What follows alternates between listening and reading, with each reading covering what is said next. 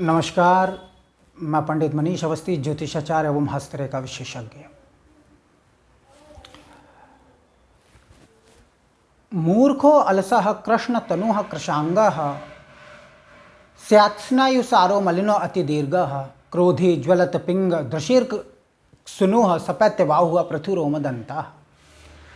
अर्थात शनि का जो स्वरूप शास्त्रों में बताया गया है वह है मूर्ख, आलसी, काले रंग का दुबले पतले शरीर वाला, क्रोधी, अति दीर्घ काय, पीली आंखें और बड़े बड़े हाथ और मोटे छितराए हुए दांत। ऐसा शास्त्रों में शनिदेव का स्वरूप बताया गया। ग्रह परिषद में शनि को सेवक का पद दिया गया है और शनि के पास एक दूसरा पद भी है जो दंडाधिकारी का है। शनिदेव इंसान को उसके कर्मों का फल देते हैं। शनि के पास दया का भाव नहीं है। शनि दया रहित हैं और अच्छे कर्म करने वालों को अच्छा फल और बुरे कर्म करने वालों को बुरा फल शनिदेव प्रदान करते हैं। शनि की दृष्टि में क्रूरता है। अब हम बात करते हैं वृश्चिक राशि पर जो ढैया चल रही है। 17 जनवरी 2023 शाम 7:52 को शनि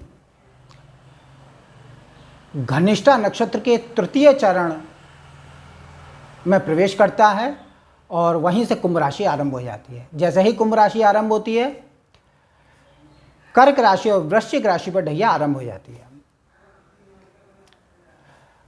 कुंभ राशि में शनि का गोचर 29 मार्च 2025 तक रात्रि 24:02 तक रहेगा और तब तक वृश्चिक राशि पर ढैया चलती रहेगी।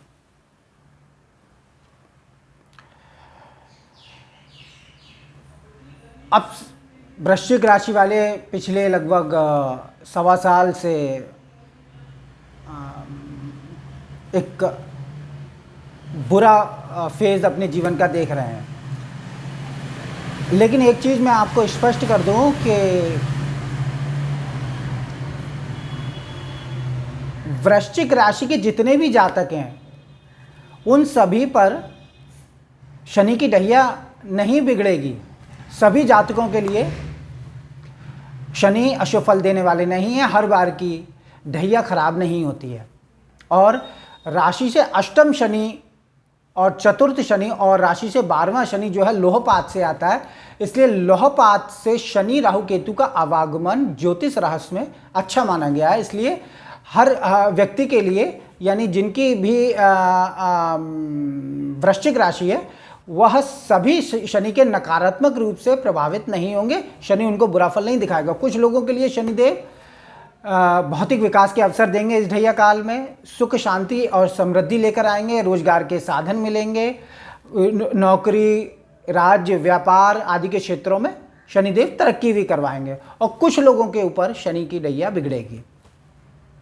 23 जनवरी 2023 से लेकर और 29 मार्च 2025 तक का समय ये शनि की ढैया का है वृश्चिक राशि वालों के लिए। अतः जिन लोगों के ऊपर शनि खराब है उन पर शनि क्या अशुभ फल दिखाएगा। तो सबसे पहले ये समझ लीजिए कि कुछ लोग रोग से पीड़ित होंगे। रोग होता है, बंधुओं से विरोध होगा, मृत्यु या मृत्यु तुल्य कष्ट हो सकता है, विष, शस्त्र और अग्नि से कष्ट होगा, भय होता है, देश त्याग होता है, अपने जन्मस्थल को छोड़कर दूसरी जगह जाना पड़ सकता है, कारावास हो सकता है, कोई मुकदमा हो सकता है, किसी रोग से पीड़ित होकर आप हॉस्पिटल के अंदर जा सकते हैं, हॉस्पिटल की शोभा बढ़ा सकते हैं। और अधिक चिंताएं लग जाती हैं इस फेज में। जब ढैया बिगड़ती है तो अधिक चिंताएं देता है। व्यवसाय की हानि होती है। स्त्री पुत्र के द्वारा कष्ट या स्त्री पुत्र को कष्ट होता है। और धन नाश होगा। रोग दुर्घटना मुकदमा में धन का नाश शनिदेव करवाते हैं। जिन लोगों की वृश्चिक राशि है और अगर उन पर शनि की ढैया बिगड़ी हुई है तो ये फलादेश आपको देखने को मिलेंगे। वैवाहिक जीवन में कष्ट और परेशानी होती है, झूठी बदनामी भी हो सकती है।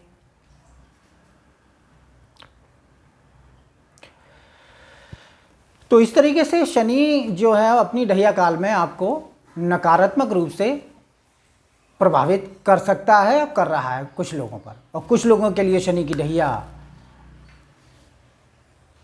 भौतिक एवं सांसारिक सुख को बढ़ाने वाली होगी।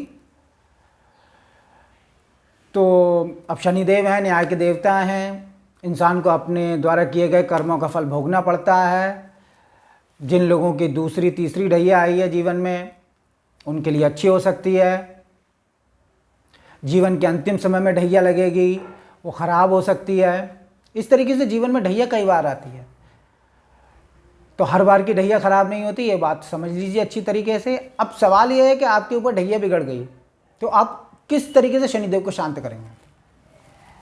शनि के उपाय क्या है? देखिए, सबसे पहला जो उपाय है वह है दान। आप शनि के दान करिए। प्रत्येक शनिवार को कुछ विशिष्ट चीज़ें मैं आपको बताता हूँ, आप उनका कम से कम 11 से 21 शनिवार दान करें।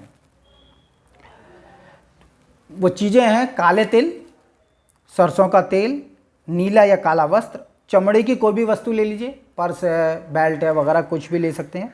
लोहे का एक चाकू लीजिए, कंबल रखिए, कंबल एक ही बार दान देना है, बार बार नहीं। जटा वाला नारियल ले लीजिए।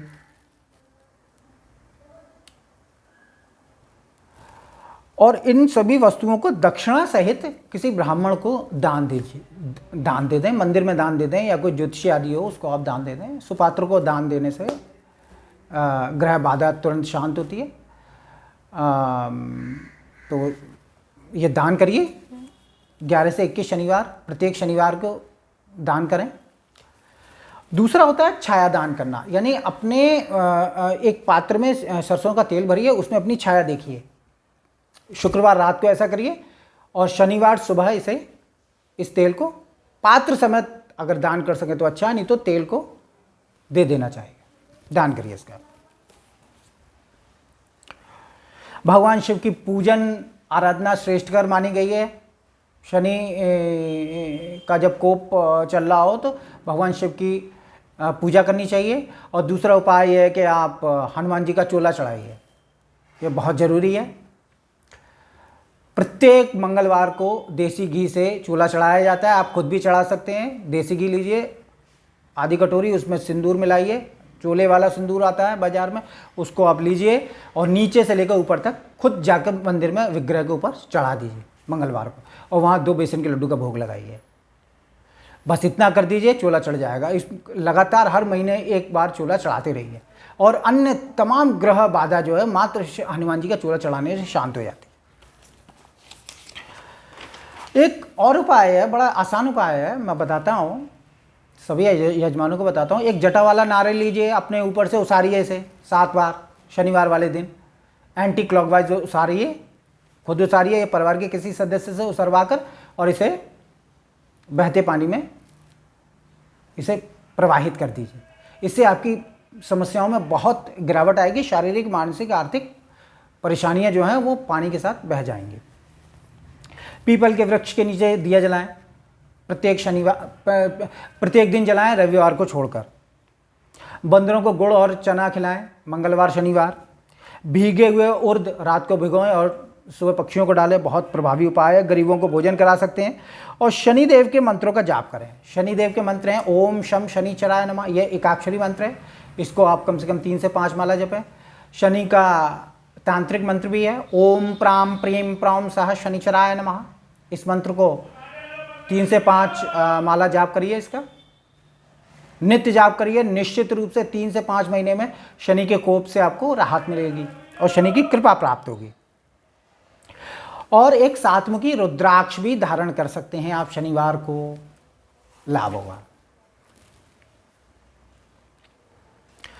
तो ये जो वृश्चिक राशि पर ढैया चल रही है, उसका ये मैंने इस पर वीडियो बनाया है, आपके मार्गदर्शन के लिए बनाया है, आपको लाभ हो, ये मेरी सोच है, समझ है। और मैं इतना कहकर अपनी बात को समाप्त करता हूँ। और अगर मेरा वीडियो अच्छा लगा हो तो आप इसे लाइक करें, सब्सक्राइब करें चैनल को, अपना आशीर्वाद दें। मैं भी आपका मार्गदर्शन करता रहूँगा समय समय पर। और अगर आप मेरा उत्साहवर्धन करते हैं तो मैं और अच्छे अच्छे वीडियो आपके ज्ञानार्जन के लिए, आपके लाभ के लिए बनाकर डालता रहूँगा। नमस्कार।